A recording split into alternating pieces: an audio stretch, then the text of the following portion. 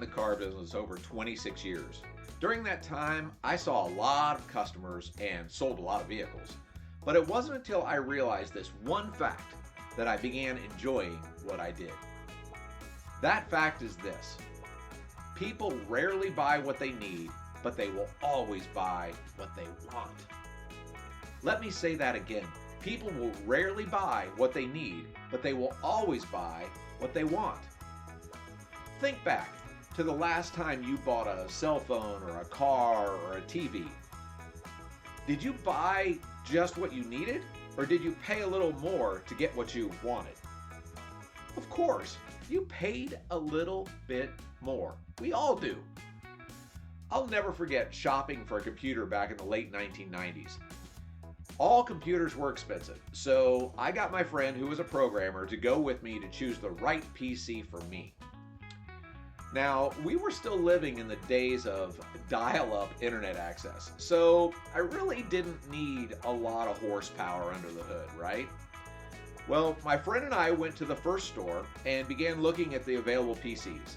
The salesperson determined that I should buy a PC that was closer to the low end of the price range, as it met the criteria that I needed. He downplayed the need for more memory and space and modem speed. It was perfect. His assessment was absolutely perfect. But you know what? I didn't buy it. I told him I was going to go think about it. And I'm going to share something with you. I had thought about it. I thought about it right there, and I decided I wasn't going to buy that computer. So we left and we went to the next store. And the salesperson began identifying my needs. But instead of focusing on what I was going to use the PC for, he began asking what we thought the future of PCs might look like. My friend began talking about all the cool things that were on the horizon and how fast things were moving in the PC world. The salesperson began asking things like, well, do you think at some point we could actually play games online with other people, like with our friends, without ever even leaving home?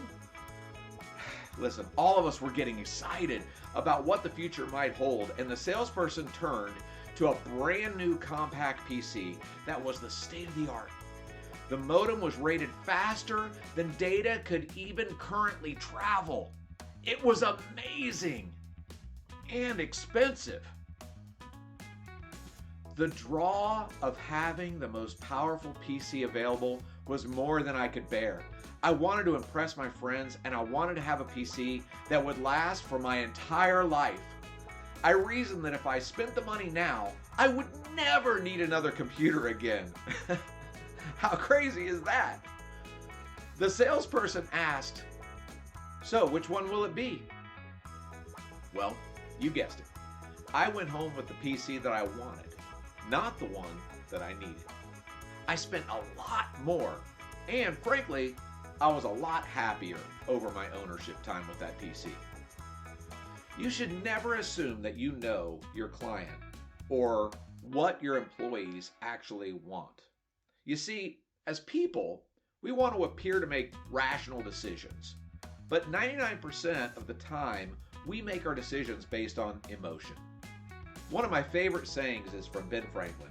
He said, "How great it is to be a reasonable man, because I can find a reason for everything that I do." When you're talking with a client, ask them questions. Like, what will you use your car for mostly? Will you be taking it on vacation? Oh, wow. Where do you want to go on vacation? Would everything you want to take fit in the car okay? What do you like to do when you get there? Who are you going to show your new car to first? How do you think your friends will react when they see you in this? Where would you park this at your house? Will it fit in your garage okay? These are all questions that will help you serve your clients and build a relationship with them. You see, people buy people. They don't buy the product you're selling. They buy you.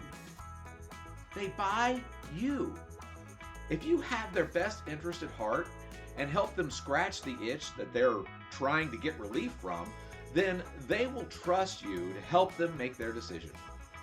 Serving your client means asking questions and getting to know what really matters to them. The client is always the most important person in the room. Once you find out what they really want, then it is your job to convince them how your product can solve their problems and then persuade them to take action on your product or service. And that's when you really start to level up.